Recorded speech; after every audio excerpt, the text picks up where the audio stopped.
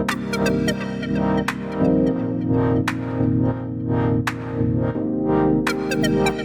hello, and welcome to PowerED, a Chat State podcast. I'm your host, Andy Burns, and I'm thrilled to have you here to join us. So let's jump right in it. On today's cast, we're here with Gary, and I'm going to go ahead and let Gary introduce himself. Hey, everybody. My name is Gary Carpenter.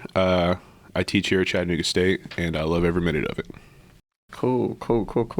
So when we first started about this podcast, you were the first person, we chatted back and forth. And one of the things that I found so interesting about you is that you did a workshop for us for Plenary Week last year. So if you could tell us what the name of the podcast, and the workshop and what it was about. Yeah, so it was all about the history of hip hop, and I did the research, and I think in the whole state of Tennessee, there's only cultures of hip hop at UTK. Okay. And so only a handful of colleges in the country do a history of it. And so I wrote out a long 15-week, the whole deal, like the geography, the history, the different influences, and then I had to condense it to 7.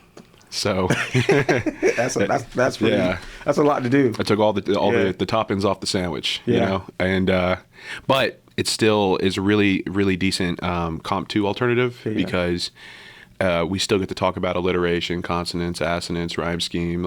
I go really heavy into that and not just I was going to do that and the dance, the fashion, all that other stuff. Yeah. But out of necessity. Purpose. Yeah. Now we're just on the lyrics mostly right now, and the history of the progression of the written text. Yeah. Is the fanciest way to say that. So how did you pick hip hop? Tell me, where you're from, what's your background, and the transition from your hobbies to what you do now at Chat State. Okay. And so why I chose the hip hop was, I don't know how to say this without reminiscing on that Malibu's Most Wanted scene. Oh, well, let's go for it. You know what I'm talking about? Where he's a baby? Right. Yeah. I loved hip hop as far as I can remember. Yeah. That's exactly what he says, I think. I remember that. That's pretty cool. Yeah. So I just knew that as I became a student, I have a GED, so I dropped out of high school. Yeah. And when I became a college student, it was easier for me to understand literature through the lens of hip hop for me. It was because I studied hip hop before I realized I was studying it, because I just wanted to understand it and appreciate it more. Yeah. So you're being modest too. You actually write and can rhyme. Yeah. Okay. Yeah. Okay. Just had to put that out there. So that's why I was studying it. Was I wanted to be excellent at it. Gotcha. And I got pretty good. Yeah. But I don't know if it's still there, but at one point.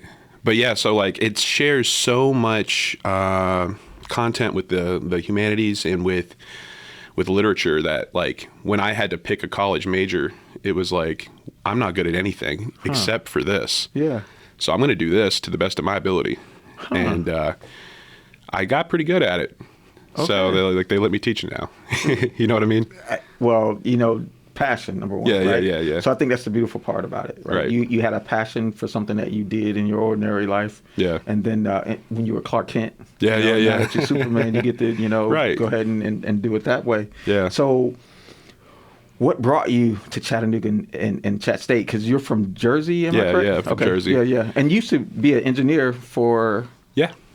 sound engineer. Okay. Yeah. So what brought you from being a sound engineer from Jersey to Chattanooga? It's really a weird story. It's so I'm born in Jersey. Okay. But my mom moved around a lot, right? So we ended up living everywhere. And then eventually, I would spend every summer in New Jersey still, to go spend time with my grandma and stuff. Yeah. So while we traveled everywhere, we moved all the time. We moved every 18 months. You know what I mean? Most of the time. A couple years here and there. But I always went back to Jersey. But then when I got here, I got to Chattanooga in the 8th grade. And we've kind of just stayed around this area until I was 19. And then I went back to Jersey for 2 years where I did the sound audio stuff. Okay. And yeah, and then I came back, and I still go up there to visit. So I'm like 80% from Chattanooga, 20% from Jersey. Oh, okay. Yeah. Cool. But the sound thing happened because I got the GED, Okay. and then I got shipped up to New Jersey. You know what I mean? Okay. Yeah. Yeah. And they were yeah. like, you have to do something with your life. And so they're like, you can't just rap all the time.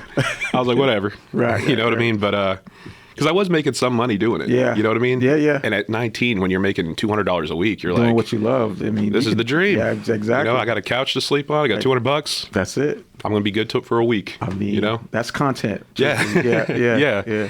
And so my uncle paid like $700 to get me into the audio program at Ocean County Technical College. Yeah. It's where the Hindenburg was held. Yeah. Yeah. What? Yeah. I did actually recorded in the hangar that the Hindenburg was held in. Really? To hear how the reverb would work. Oh man, Yeah, the it's pretty cool. Yeah, it had to be nice. It man. was cool. Yeah. But then I applied for financial aid because I didn't think I was going to be able to go to college. Okay. Because to my understanding, it was a rich man's game. Yeah. You know what I mean? Yeah. And yeah. hey, I get you. yeah. Yeah. And so I applied for like financial aid, and they gave me like $5,500 in Pell Grant. Oh yeah. I didn't even know Pell Grant was a thing. Oh, yeah. You know, and yeah. I remember just laughing when they told me too. Like I laughed right, like not in their face, but in the vicinity of their face. Like, gotcha. Yeah, I was like, oh my gosh, I can't believe this has happened. Now I actually have to try. You know, and so I tried both, and I got my certification in audio. Okay. Did a year of community college in Jersey, and then I moved down here, went right to Chat State, wrapped up here. So you're a Chat State product. Mm-hmm. Oh man, that's what's happening. Yep. Graduated from here in 2016. Yeah. Yep. How does it feel being a Chat? First of all, yeah. I mean, your background is amazing. Thanks. Just to have go back and forth. Yeah. I think it's a true testament to what we're talking about here because of the students that we serve, right? Yeah. So how was it being a Chat State graduate and then coming back and being Chat State faculty or supervisor? Man. The two things that are like the most glaring about it was one, the absolute appreciation of it is like, I never would have imagined in my wildest dreams that I could be doing this. Really, my wildest dreams were much shorter. Wow. You know what I mean? Yeah. Like this is like a Hail Mary, and I'm cool with like a slant. Oh, wow. You know what I mean? Yeah. I would have been fine with a slant. Yeah. But we won the game. But that's what's up. That's how I feel. At least it feels like that. The other thing is like insane imposter syndrome because like I remember these people as my professors. Yeah. And now I'm sitting in the room with them, and I'm like, you guys don't know. Yeah. I'm not supposed to be here right now. Wow. You know, but the two things keep me motivated and grounded. Yeah. They like even each other out. I'm like, I know how fortunate I am. Yeah. And I'm also like, I can't take this lightly. Yeah. Like this is a privilege, but a responsibility. Yeah. And I have to perform like Jalen Hurts in the Super Bowl. Yeah, you go. I got to blow him out. You know what I mean? You got to. 40-22. 40-22. The 40-22. Hey, so just in case we got, any Eagles fans out there, you kind of know what we're talking about. Yeah. So I got to talk just a bit. We can go off script a bit. You mentioned the imposter syndrome. Yeah. Here is how this podcast came to be, especially with us asking. Every time we would talk about certain things, your workshop was one of the things that came up as one of the most interesting things. That's cool. And it was your peers, or a few of your peers, who actually said not only that you were a cool guy to get to know, but they would like to hear more about your story and how it was. Yeah, so that's what the approach. And I mean, I'm a hip hop. That's nice, man. So I appreciate just that. know this: you're here for a reason. Yeah, right? yeah. So tell us something about yourself that someone may not know. I probably divulged some things that, but something different that we don't know. I have probably 14 Pokemon tattoos. Really? Yeah. There's something you don't know. That's crazy. Yeah, man. What made you pick Pokemon? Oh man, I was at the time I was just like, I wanted more tattoos. Yeah. And I like Pokemon. Yeah. And so like the guy who's tattooing me was like, you want me to do a whole bunch of Pokemon? Yeah. I was like, can you do it for $300? He said, yeah. I said, all right. Oh man, that's kind of cool. Yeah, it is cool. It's like from my elbow all the way up to my chest. Yeah. You got some nice ink too, man. Yeah, thanks, man. Yeah. So tattoos, that's one of your hobbies. What other hobbies do you have? I write. Really? Yeah. So yeah. So hence like what you teach. Right. Yeah. And like so since I stopped writing music, and I learned literature better as I faked it till I maked it. Okay. You know what I mean? Yeah, yeah. I started to appreciate like how the authors are doing it. Yeah. And I was like, I could do it too. Yeah. You know? And so I'm currently waiting Kessia Lupo, if she's listening, which I doubt, but that literary agent I've been trying to get for a while, Yeah. and I'm sending her my query in my my book this week. Yeah, fingers are crossed. Yeah. You know, and if we could shame her into accepting me, that would be great. Well, you know, hey, anything can happen. Anything You can know what I happen, mean? anything. So you're writing a book? Mm-hmm. Yep. What's going on with this book, man? It's a cool book. It's called, right now it's called The Tragical History of Mason Marlowe. Okay. Yeah, and it's like, it's a play on Dr. Faustus, this old 1600, I think it's 16th century, like a play on a German myth. Okay. About Mephistopheles. Okay. Yeah. So the main character is like him if he was like a super normal dude. Yeah. You know? And then it's like all these literary like stories I read over the years, I would kind of like turn them into superheroes and put them in like a dark comedy. Yeah. And that's what it is. Oh, man. It's like the Avengers if it was written by like a nerd with, you know, that wants to make some, you know, some crass jokes. Yeah. Yeah. Man, you know what? So now I gotta see what's going on with this book. I'll send it to you, man. Yeah. We definitely, I mean, that's maybe hopefully we can do a book study on That'd be it or cool. something. That'd be cool, man. So tell us a little bit more about your class. So, you know, the class that you teach, and you talked about, you know, turning it into a 7-week course. You know what I mean? So just kind of talk about the class, the content, your students type, and then how you dissected the 7-week course to keep you know what you thought was pertinent. And yeah, that's a great. That was tough. Yeah, but it was necessary. Yeah, which all good things are. Okay. Right. Yeah. And yeah, so I loved the class. I pitched the class, fell in love with it immediately. It was actually really funny. Alice. Yeah. Alice. She was instrumental because I came into the care office before I moved. Cool. And I was like, I want to do this. And she was like, the proposal's due in like 3 days. It's too, you don't have enough time to do a project in 3 days. I said, I have enough time to propose something. Yeah. You know? And yeah, so I did. And it went through, which was cool.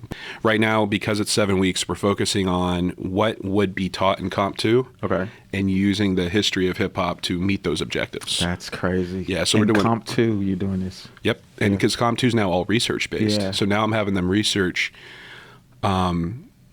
problems, societal and systematic problems highlighted in hip hop's content. Yeah. Is our final assignment. Yeah. So I've been having them build upon that by learning, reading articles on the history, on the geography, watching lyrics. Okay. Looking for assonance, consonants, literary elements. Yeah. Learning about like literary theory. Yeah. And like applying that to the lyrics, so that like when we get to this research, they're proposing it now. When they and they got some good ones. Yeah. But when they get to writing the paper, they've already have an understanding of what they're doing and why, and what through the genre they're going to explore. Yeah. And like I love seeing them like using the lyrics, dissecting the lyrics, looking for meaning, but not only that, but appreciating the art form as well as a form of literature. Yeah. So I love it. It's my favorite class I've ever taught by a mile. Yeah. And it's always nerve-wracking because I'm always like, I don't know if this one's a good idea, but we're going to try, you know? Well, you know, you got to push the envelope. And I think that's the other thing I like about you. Yeah. You talked about the research part. And the reason why I'm excited about that is because that's going in the direction of HIP's, high impact practices. Mm-hmm. Did you know that was a high impact practice, or was it something just happened because it's how the course developed? And when you do research, are you having them to go to like different places to kind of do? Could you explain on that a little bit? Yeah. Explain on that a bit. So Drake Farmer, he's brilliant. Yeah. Drake handled a whole revamping of Comp. Okay. And yeah, that's all his great idea. That's not me. That's all Drake. At least I think. It might be other people, and if so, like I apologize, everybody else. Yeah. But I know that Drake worked on it, and he's brilliant. He did a great job. And I just adjusted because I had so many ideas. Yeah. So when that new template came out, I was like, okay, I have to figure out which of this massive pile of ideas is going to fit to meet the objectives of Comp 2 and still do this. So it was a fun challenge. Yeah. Some things, because it's 7 weeks, like if it was 15 weeks, I probably could have done more. But really wanted to do the hate you give. Yeah. I really did. But that's pretty deep. We could do that next time. Yeah. Yeah. But yeah, no, that Drake was responsible for the research thing. That's his brilliant idea. I'm just doing my best. Yeah, nah, man, you're doing a wonderful job. Thanks, man. To be honest, just even seeing you in passing. Appreciate you. So, we could talk forever, man, but I think for now, that's just being able to sit and have this dialogue. Do you have anything you want to share with anybody that's listening, or Sure. Be good to yourselves, be good to each other, and have a great rest of your day. Okay. Well, with that wraps up another episode of PowerED, a Chat State podcast. Hope you enjoyed getting to know Gary and the amazing thing that our faculty felt inspired to get the stories and their insight. Remember, dedication and passion are what makes Chattanooga State such a special place. If you like what you heard, be sure to subscribe, like, and rate this podcast on any of your favorite platforms. And don't forget to share with your friends, family, and anyone who wants to be empowered by this incredible work that's happening here at Chat State. Thank you for joining us.